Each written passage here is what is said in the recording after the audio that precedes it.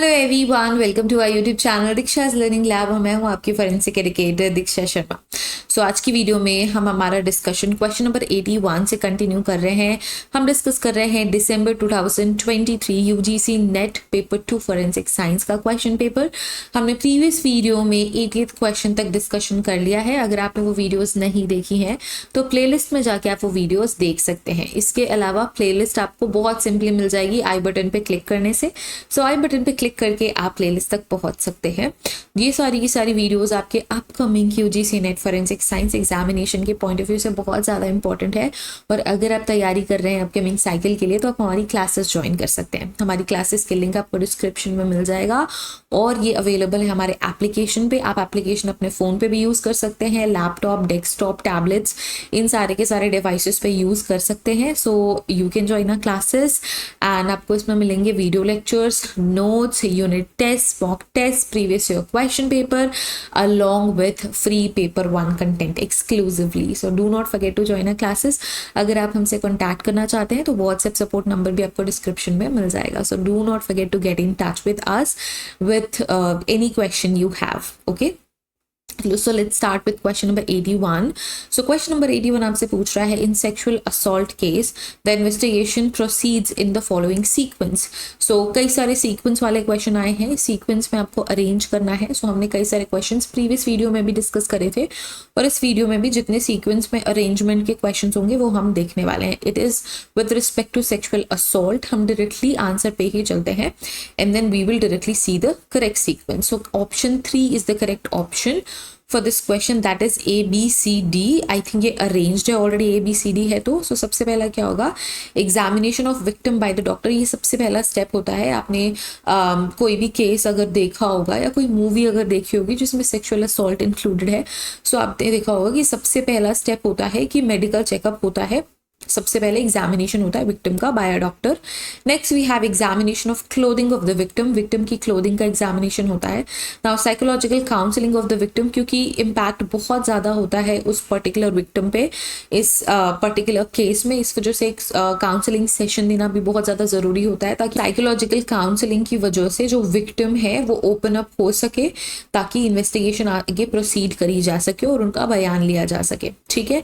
Next we have evidence which is packed in the tamper evident packaging. जो evidences होते हैं वो tamper evident packaging में pack करे जाते हैं. सो ये लास्ट स्टेप रहेगा. जो फर्स्ट 3 स्टेप्स हैं ये बहुत ज़्यादा इंपॉर्टेंट है एंड जैसे ही आप इन 3 स्टेप्स को अरेंज करोगे आप अपने आंसर तक ऑलरेडी पहुंच जाओगे. So let's move to next question. Question number 82 को भी आपको अरेंज करना है. Arrange the following sequence within the firing range. Firing range में बैलिस्टिक, सो फायरिंग रेंज के अंदर ये सारा का सारा सीक्वेंस आपको बिठाना है. So CADB option 1 is the correct option. So सबसे पहले क्या आएगा, इलेक्ट्रिक करंट, फिर आएगा इलेक्ट्रिक डेटोनेटर, फिर आएगा बूस्टर एंड देन आएगा मेन चार्ज. ठीक है. सो क्या क्या चीज़ें यहाँ पे आपको देखने को मिल रही हैं सीक्वेंस में.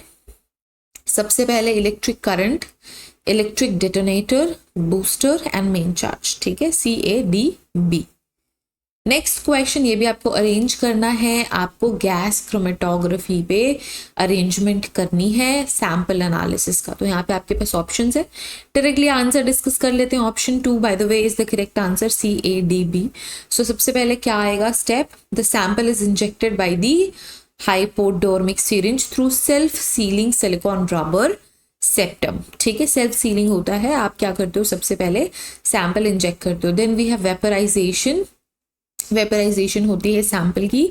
अभी जो वेपर्स होते हैं वो कॉलम के थ्रू पास होंगे एंड देन लास्टली क्या होता है, sample both may be liquid और गैस, कुछ भी सैंपल आपका हो सकता है, then introduce into the flowing gas stream जो कि उसको कैरी फॉरवर्ड करता है. So CADB is the correct answer.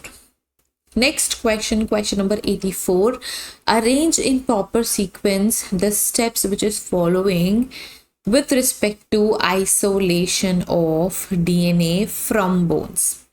ठीक है. सो ये हम डिस्कशन कर लेंगे कि बोन्स के थ्रू किस तरीके से DNA का आइसोलेशन होता है. ओके. सो सबसे पहले आंसर देख लेते हैं BADCE. सो सबसे पहले क्या होता है, क्लीनिंग ऑफ बोन, फिर बोन की ड्रिलिंग, फिर डिकैल्सिफिकेशन, फिर लाइसिस। लाइसिस के बाद ही आपका डीएनए फ्री होगा, जिसको आप क्या करोगे, प्रिसिपिटेट करोगे. So this is the correct sequence for DNA extraction from bones. Okay, next question, question number 85. आपको क्या करना है, correct order of analysis of petrol using TLC method. TLC method use करके पेट्रोल का करेक्ट एनालिसिस सीक्वेंस आपको बताना है. Okay, so option 2 is the correct option. Sequence देख लेते हैं. सबसे पहले हम क्या करेंगे, सबसे पहले हम करेंगे एक्टिवेट टीएलसी प्लेट को. ठीक है, सबने अपने कॉलेज में, यूनिवर्सिटी में बहुत टीएलसी प्लेट्स बनाई होंगी और उनको एक्टिवेट भी करी होगी. Application of petrol spot in the TLC plate. जैसे आपकी टीएलसी प्लेट मतलब थिन लेयर क्रोमेटोग्राफी की प्लेट एक्टिवेट हो गई, आप पेट्रोल का स्पॉट लगाओगे. Development and separation of petrol spot inside the TLC chamber. TLC chamber के अंदर फिर उसका डेवलपमेंट होगा. Then visualization of TLC plate by using spraying agent. कोई भी स्प्रेइंग एजेंट आप यूज करोगे जो कि सूटेबल रहेगा आपके पेट्रोल सैंपल के लिए. एंड देन कैलकुलेट करोगे आरएफ वैल्यू. ये टिपिकल जो सारे के सारे बच्चे बीएससी एमएससी में टीएलसी करते हैं अपने कॉलेज के लैब में, वही सीक्वेंस है. ये आंख बंद करके भी आप ये सीक्वेंस सही कर सकते हो, क्योंकि सबने बहुत टीएलसी करी होगी अलग अलग सैंपल्स के लिए. ठीक है, so this is the basic process of TLC method. ठीक है, नेक्स्ट क्वेश्चन, क्वेश्चन नंबर 86. अब यहाँ पे आपको 86 क्वेश्चन से स्टेटमेंट वाले क्वेश्चंस देखने को मिलेंगे. ठीक है, so we have statement 1 and we have statement 2. इन दोनों स्टेटमेंट्स को पढ़ने के बाद हमें बताना है कि कौन सा स्टेटमेंट सही है, कौन सा स्टेटमेंट गलत है. ये सारी चीजें आपको आंसर करनी है. सो यहाँ पे statement 1 says pyrolysis gas chromatography. ये जो क्वेश्चन है क्रोमेटोग्राफी से, is the most suitable technique used to distinguish most paint binder formulation. ये बोल रहा है जो पायरोलिसिस गैस क्रोमेटोग्राफी है वो सबसे बेस्ट मेथड है पेंट बाइंडर फॉर्म्यूलेशन पता करने के लिए. स्टेटमेंट 2 क्या कह रहा है, IR spectroscopy can also be used for distinguishing paint binders formulations. ये बोल रहा है ठीक है पायरोलिसिस गैस क्रोमेटोग्राफी तो है ही है, लेकिन जो IR स्पेक्ट्रोस्कोपी है वो भी यूजफुल है. सो इसका स्टेटमेंट आपको बताना है कि क्या सही है क्या सही नहीं है. So both the statement 1 and 2 are true. दोनों ही स्टेटमेंट सही है. पैरालिसिस गैस क्रोमेटोग्राफी भी पेंट बाइंडर्स की इंफॉर्मेशन आपको देगी और IR स्पेक्ट्रोस्कोपी भी आपको पेंट बाइंडर्स की इंफॉर्मेशन देगी. That's why both the statements are correct, क्योंकि ये दोनों ही suitable होते हैं आपके पेंट बाइंडर्स एग्जामिनेशन के लिए. Okay, next question, question number 87. सो 87 में स्टेटमेंट मतलब असर्शन और रीजन के बेसिस पे है. सो स्टेटमेंट 1 और assertion says all 3-dimensional footwear impression should be casted with a dental stone. So reason क्या है, dental stone sets are much harder and have higher impressive strength that retain greater details. So options देख लेते हैं.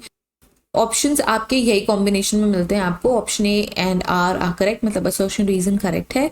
या तो reason correct है assertion के लिए, या तो रीजन करेक्ट नहीं है असर्शन के लिए, या तो असर्शन सही है रीजन गलत है, रीजन सही है असर्शन गलत है. ये बेसिकली आपको ऑप्शन मिलते हैं. बट इसका करेक्ट ऑप्शन क्या है, both assertion and reason are correct and reason is the correct explanation of assertion. मतलब सब कुछ सही बैठ रहा है, डेंटल स्टोन से ही हम कास्ट मतलब सब कुछ सही बैठ रहा है, डेंटल स्टोन से ही हम कास्ट करते हैं. और क्यों करते हैं कास्ट, क्योंकि इसकी कंप्रेसिव स्ट्रेंथ अच्छी है और ये ग्रेटर डिटेल्स को पिकअप करता है, ग्रेटर डिटेल्स रिटेन करता है, ज्यादा हार्ड होता है.